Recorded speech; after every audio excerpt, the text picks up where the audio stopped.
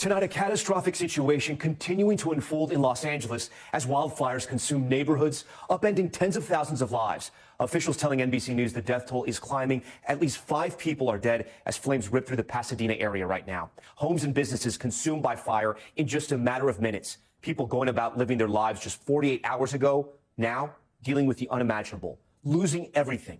We'll speak with residents forced to quickly evacuate just to find out there's nothing left to return to.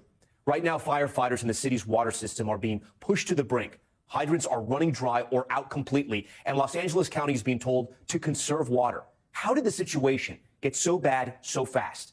This video showing the dire conditions just north of Pasadena as homeowners with their garden hoses trying to fight those fires. Though the region is no stranger to wildfires, residents are reeling from what is now one of the most destructive wildfires in recent history. This is unbelievable. Never thought it would happen to us. And all you see is this raining hellfire.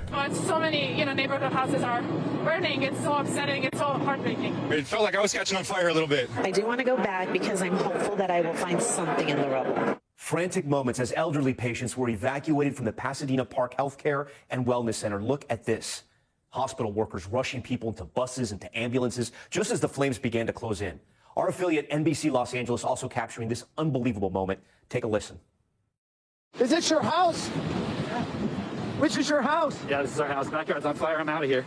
Oh my gosh. So what happened? Is there anything we can do to help you, sir? You can take these paintings, I guess. I can't ride with these. Listen, I'll take them for you. And neighborhoods forever changed as several local landmarks perished in the fire. Look at these before and afters. This is Rosenthal Wine Tasting in Malibu, drawing in customers with their iconic big chairs and wine bottle along the Pacific Coast Highway. Now look at that, completely destroyed. The Pasadena Jewish Temple and Center was engulfed in flames. The synagogue was built more than 8 decades ago. And the popular community theater, Theater Palisades, which so many know, founded by a group of TV writers, was also caught in this fire. Here's where the situation stands at this hour. As we mentioned, at least 5 people have been killed, and we're told a number of others are suffering from burn injuries. More than 80,000 people are under evacuation orders. More than 1,000 structures destroyed. Many of those are homes, and the fires are burning out of control. Officials saying there is 0% containment. 0%. Right now, more than 1.5 million customers are without power. I want to show you where these fires are currently burning to give you a better idea because Los Angeles is such a big idea. There are currently 4 fires right now. You see them highlighted in yellow right here. The Palisades fire just north of Santa Monica has left the Pacific Palisades and parts of Malibu unrecognizable. The Eaton fire near Altadena and Pasadena exploded to more than 10,000 acres. The Hearst fire, you see it as well right up here. And that fire has forced people to flee from their homes. In a moment, you'll hear from NBC's Jacob Soboroff, who goes back to his family home to find this. All of it completely gone. So many dealing with immense devastation. Right now, there is a press conference where we expect to hear some new information happening in Pasadena. We want to go there live. Let's listen in. Those who lost their home and even their lives here in Pasadena, as well as in Altadena and the Palisades. On behalf of all residents of Pasadena and the leaders that you see behind me, we will certainly have all those individuals and their families and friends in our thoughts and prayers.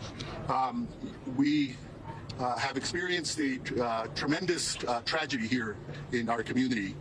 To date, we have over 100,000 people under mandatory evacuation. We've had 5 fatalities, and then we have close to another 100,000 people who have been warned to evacuate because they are in a danger zone. Hundreds of homes have been lost. I'll let the police chief and the fire chief talk about that. But this is an opportunity for us as a community, as a people, to band together and work to support one another. Whether you're affected or not, please take the opportunity to help a neighbor, help a friend, check in on friends and neighbors, and certainly check in on family members. Here with me today are Councilmember Jason Lyon, Councilmember Justin Jones, Councilmember Jessica Rivas, my colleagues on the Pasadena City Council. Also with us today is City Manager Miguel Marquez, our Supervisor, LA County Supervisor Catherine Barger, Congressmember Judy Chu, State Senator Sasha Perez, Assemblymember John Harabedian, the Superintendent of the Pasadena Unified School District, Dr. Blanco, the President of Pasadena City College, Dr. Jose Perez, a representative from the Humane Society. Also with us today are neighboring Assembly members, Assemblymember Coloza, Assemblymember Nick Schultz. You'll also hear from Fire Chief Chad Augustine, and Police Chief Gene Harris. So again, I just want to assure people that Pasadena is working in conjunction with our neighboring jurisdictions, including the County of Los Angeles, particularly the County of Los Angeles. Supervisor Barger and I had the opportunity to sit down with the Governor of California this afternoon, not too long ago, maybe an hour ago, and the Governor has assured us that he will provide whatever assistance that we may request. And so on behalf of Supervisor Barger and I'd like to thank the Governor for coming, seeing for himself the devastation and committing the Guard and other resources to Pasadena. And so we will certainly be in touch. With that, let me, and I'll go over these points in Spanish at the end as well. Let me turn it over to City Manager Miguel Marquez. Good afternoon. My name is Miguel Marquez. Excuse me, Miguel spelled M-I-G-U-E-L, Marquez, M-A-R-Q-U-E-Z. I am the city manager for the city of Pasadena. It's been a brutal 22 hours here in Pasadena. My heart aches for all who lost their homes, their memories, and their sense of security. About 22 hours ago, we first learned of a fire in Eaton Canyon. As they always do, and despite the dangers, our first responders rushed to the scene. They found darkness, they found fire, and they found 80-mile-per-hour winds. Air support was not possible under those conditions. Our first responders did all they could under those brutal conditions to put out the fire, putting their own lives at risk to save others. They battled through the night, with more and more joining the fight as the night wore on. Our police officers went door to door, ensuring as many residents as possible were evacuated to safety, including many seniors and those with mobility limitations. They saved many, many lives in the last 22 hours. Their efforts were heroic. Our first responders, our Public Works Department who cleared the streets, Pasadena Water and Power who kept the power on and the water flowing throughout the night. Public servants from so many different agencies came together in the last 22 hours to keep as many people safe as possible. Together, many, many lives were saved. The battle continues, as does our resolve.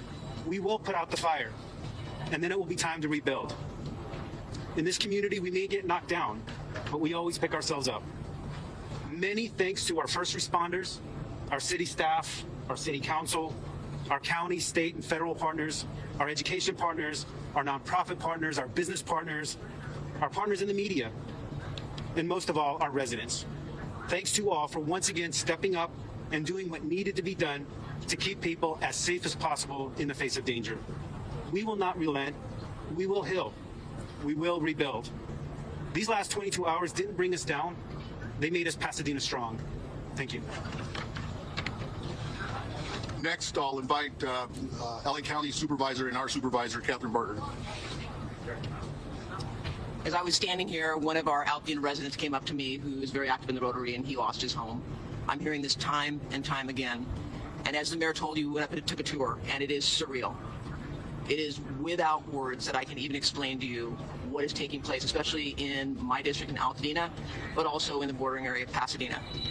My heart is heavy, but I have to say, and the mayor is absolutely correct, we met with the governor, who also met with the president, and resources, both financial, but also resources for boots on the ground, are here, and we're going to continue to fight this fight. But I would ask people, please, please, please, if you don't need to be in the area, we don't need you in the area.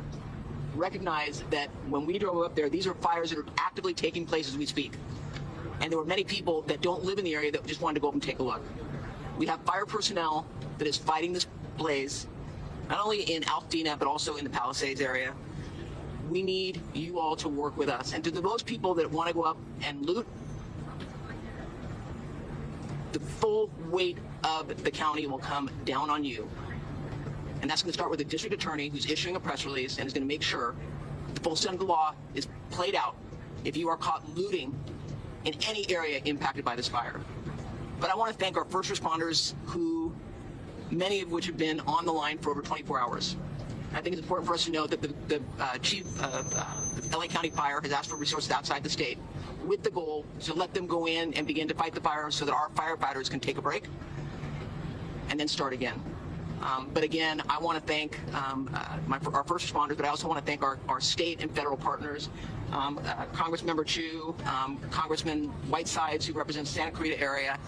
It's very reassuring to know that we have an all hands on deck, both at the state and at the federal level. And we will rebuild. And to my friends out there that have lost their homes, we are here for you as we look forward to what we are going to do to help you rebuild your life. So with that, thank you. Next, Congressmember Judy Chu. Hello, I'm Congressmember Judy Chu, and I just got off the plane from Washington, D.C.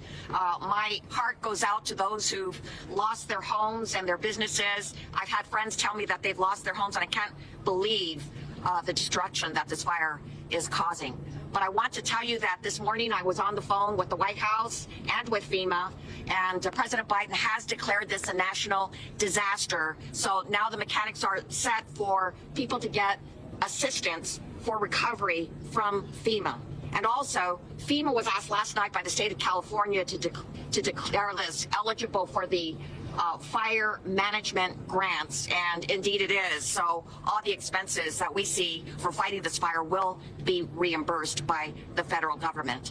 And also, I've spoken to Supervisor Torres of the San Gabriel Mountains. He's asked for help from Washington, D.C. to close the forest areas. So okay, we have been listening to this Pasadena news conference right now. Not a lot of new information coming out of it, but we do know that they're warning against looting happening in the area, as well as this has now been declared a national disaster by the president. I do want to get over to Liz Croyd. She's been reporting live for us since last night, covering all the wildfires that are happening across L.A. right now. Liz, give us an update of what you're seeing tonight and where exactly you are. Hey, Tom, well, last night, we were a little bit south in the Pacific Palisades, and overnight the winds pushed the fire up the Pacific Coast Highway into Malibu. And you can see right now it is still a very active firefight here right now with these fire crews working to put the flames out here in this home. They're trying to get the flames out, but it is very likely going to erupt in flames like so many other homes we've seen, home after home, destroyed here in Malibu and across L.A. A massive and deadly wildfire emergency is unfolding in Southern California. From the Pacific Palisades to Pasadena, multiple infernos continuing mass destruction of homes and businesses. Tens of thousands forced to evacuate. Last night was one of the most devastating and terrifying nights that we've seen in any part of our city, at any part of our history. On the coast, the Palisades fire exploding to more than 15,000 acres. 75-mile-per-hour winds overnight, pushing the flames up the Pacific Coast Highway, where it overtook the iconic city of Malibu and created this apocalyptic scene stretching for miles on the California coast. We're watching multiple beachfront properties here just go up in flames. First responders trying to get a hold of the fires. All the neighboring properties here destroyed as the winds are picking up. In the Pacific Palisades, officials say at least 1,000 structures lost. Across Southern California, high winds and protected power shutoffs have left more than 1 million people in the dark. At the Eaton fire burning in Altadena, 45 minutes from the coast, at least 5 people have died and more than 100 structures destroyed. As wind-whipped embers expanded the fire's path, it forced the evacuation of this assisted living facility. You'll see the people on stretchers and just the effort, very rapid effort to try to get these people out of harm's way. For many, the race to get out was by any means necessary. Which is your house? Yeah, this is our house. Backyard's on fire. I'm out of here. Some of the most expensive real estate in the world reduced to rubble on Pacific Coast Highway. Here at PCH, home after home after home of beachfront properties are destroyed. Usually you would see the Pacific Ocean there. Now it's just ashes and smoke. As fires still burn, officials urging residents not to ignore evacuation orders. A high number of significant injuries to residents who did not evacuate, in addition to first responders who were on the fire line. Today, President Biden meeting with local officials, including Governor Gavin Newsom, who toured the destruction. Have you ever seen anything like this? The closest approximation was Paradise, California, which was one of the most deadly fires in U.S. history. But at this stage, a little over 24 hours, nothing comes close. Tonight, thousands displaced with the flames still threatening homes. The garage. In Malibu, Steve Wiggins says he tried everything to save his. So I kept spraying all the embers, and then the next thing I know, a 30-foot wall of fire was coming at 60 miles an hour, and I couldn't see. It was so smoky, and I said, well, it's time to leave. He came back today to find nothing. We lost everything we owned, but it doesn't even look like a house anymore. It just looks like something. And that sentiment felt by so many across the Los Angeles area. Liz Croyd joins us live again. On the left hand of the screen, you can see exactly where Liz is right now in Malibu. Liz, what is the threat to the communities on the coast going into the night tonight? Well, Tom, as we mentioned, the firefight continues here and all these other fires across the region, and the fact that there could be more if fires ignited as well. We know that red flag warnings are going to continue through Friday. The good news, though, is that the worst, most dangerous winds are supposed to subside tonight, but still, any kind of wind can fuel these flames with these dry conditions right now. And I just want to show you, to give a sense of what we were saying before, where we are. This is one of these coastal homes, pristine homes on the beautiful Malibu coast, now reduced to rubble. You can see the laundry there, what was probably a beautiful outdoor table, now ashes, but the beautiful coast there on the coastline. And Liz, you know, some of our viewers, they may have visited the Malibu area, they may be familiar with it. There's destruction all along the Pacific Coast Highway, and there's some landmarks that our viewers may be familiar with. Do we know what the latest is with the iconic Getty Villa? Earlier, what you can tell us about it? We know there were some flames that were threatening that area and all the priceless pieces of art that are inside. Yeah, well, it was a pretty intense situation for a while with flames coming up to the ridge and then even onto the property. And flames did make it onto the property, but it is such a historic property that firefighters made it a priority. They rushed there and they were able to create defensible space and get it, taken down before it hit the actual main museum. So thankfully, that is all okay. But we do know here in Malibu that other local favorite spots are destroyed. That winery that you mentioned, and also some local restaurants. So it's really, actually, Tom, I mean, it's hard to even describe right now what it looks like here. This is one of the most beautiful parts of the country, and it's just apocalyptic looking right now. Yeah, and it happened in less than a day. It is wild when you think about it. Okay, Liz Croyce, we thank you and your team for being out there. These fires just exploding out of control, leaving a devastating path of destruction in their wake. NBC's Gotti Schwartz has been on the ground in the fire zone all day, driving through a lot of those fires. He filed this report. This area of Altadena has become an absolute wasteland. You've got rows and rows of homes that have burned. You've got some homes that are still standing, but it's just a matter of time.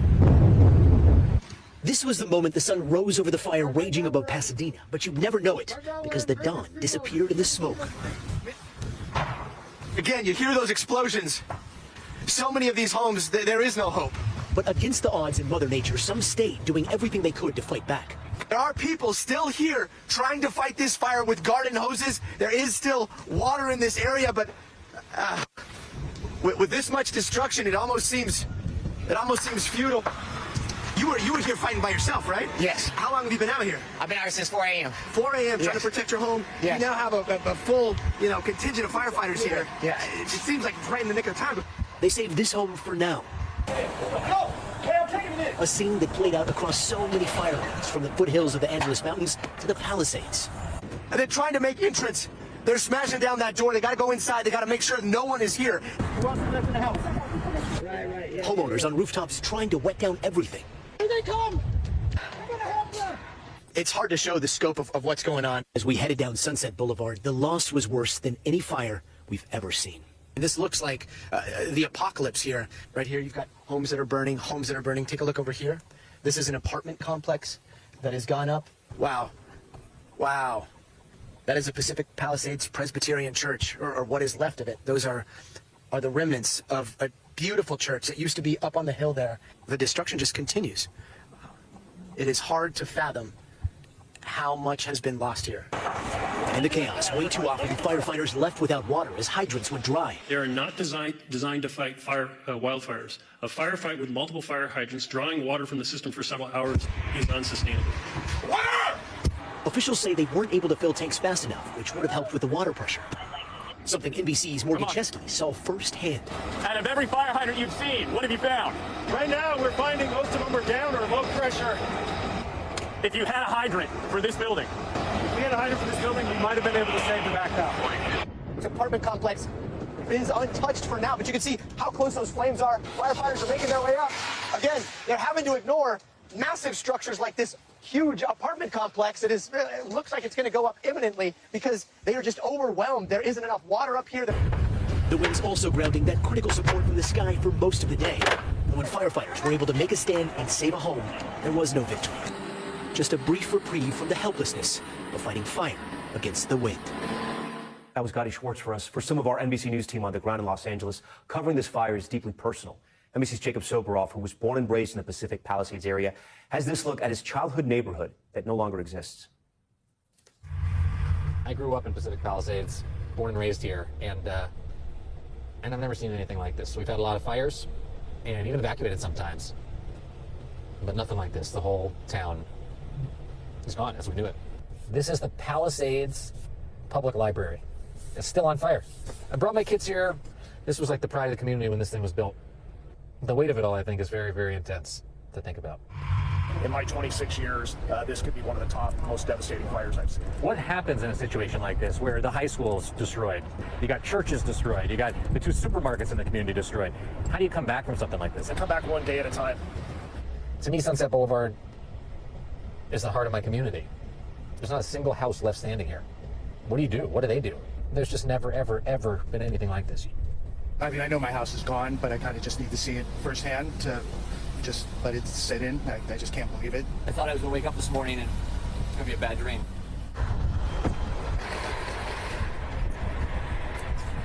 This is the first time that I've seen the house that I grew up in, and I don't really know what to say.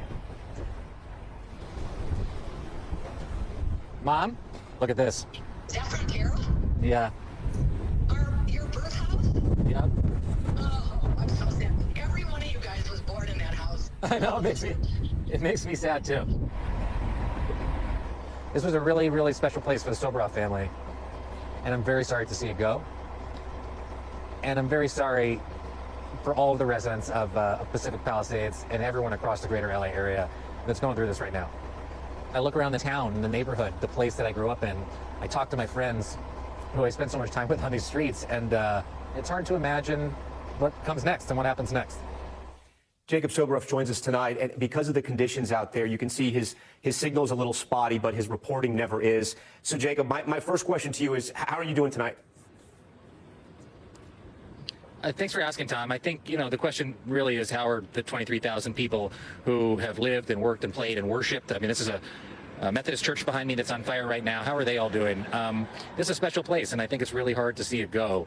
And I don't think many of us, certainly people who are not in this line of work, we get to cover stuff like this all the time, but when it hits home, to wrap your head around what it means to lose your entire community is something that's very difficult. And I don't even live here anymore, but my brother does, my sister-in-law does, and a whole heck of a lot of amazing people do. And I think we should just hold all of those people in our thoughts and our prayers tonight, and the first responders, working on behalf of all of these people in the greater Los Angeles area under really, really intense circumstances that I don't think any of us ever expected. Jacob, I've covered stories that have affected people that I loved and communities where I've lived, and every reporter is a little different, right? But most of us sort of go into these situations with a shield, if you will, right? We sort of shield ourselves to make sure we can get the story back to our viewers and to our readers. And I'm sure you had that shield around you, but you never lose that human touch. What was the moment for you or the image maybe that maybe broke that shield for a little bit today? I just figured, Tom, that to walk up to and drive by in the course of covering this for my news organization that I love dearly, the house that I grew up in until I was about 10 years old, and look at it burned to the ground. I don't think there's any other way to approach that than to be honest about how it makes someone feel. And it's not even my house anymore. There's another family that lives there who really truly suffered a devastating loss today. But I just figured sharing the experience that I had might allow our viewers to have a little bit of insight on what it's like for the folks that are here who are not allowed back home right now because they don't have these yellow vests and media credentials that we do, to experience what it's like here in one of the most devastating fires in the history of the second most populous city, the most populous county in the United States of America, Tom. What do you want the rest of the country to know, and for the government officials watching, what do they need to know? Thanks for asking that. I think that obviously the recovery starts right now, even though that the fires are still burning all around us. And this is not something that a municipality or a state level government will be able to tackle on its own. I ran into Governor Gavin Newsom today, who said he was speaking with President Biden about the federal response. And this is going to require potentially billions and billions of dollars to bring a community that was wiped off of the map of Los Angeles back to what it once was. And I think for everybody, I think that process starts today. Jacob Soboroff, please stay safe. I've been telling you and your team that for the past 2 days, but please stay safe, man, and we really appreciate that report. For more on the devastating toll of these wildfires, I want to bring in Marissa Hermer. She's a Pacific Palisades resident who was evacuated to the school that her children attend, and that has burned down. She had to evacuate the area, I should say. Marissa, I see you're in the car now. I know you were trying to check out your home. What have you learned so far? I haven't been able to get there. The street is blocked off. It looks like the house next door is on fire from pictures that I'm getting, so I don't know if our home is on fire or not. When you left, what did they tell you, or did you see the fire and did you just leave? Yeah, I mean, I saw the fire hiking yesterday morning across the next ridge, and I had to work out where it was. I saw smoke and a flame, and I thought, wait, hang on, that's behind our kids' school. So I raced down the mountain we all collected the kids, got them out of there, and then I actually had to leave my car on the road because the traffic was so chock-a-block that the smoke was coming and the fire was coming, and I just had to walk. I walked into my neighborhood then. I wasn't able to drive and got everything I could collect in my hands and walked out. For people that can't understand this and have never been through a wildfire like this, how fast did it come? Real fast. Faster than you can ever imagine. How are your kids tonight? Have you talked to them? Can they understand what's going on? Are they old enough? Yeah, I drove with the kids and the dogs down to Laguna Beach. I mean, what are the answers? They say, Mommy, where are we going to live? Where are we going to go to school? What are we going to do? And I don't have answers to those questions right now. I think the only thing that I know is that we are still a community. You know, community is not our local coffee shop. It is not the fence between our neighbors' houses. It is not our library. Our community is us, and we are checking in on each other, and we are doing everything we can, and we are moving in with each other.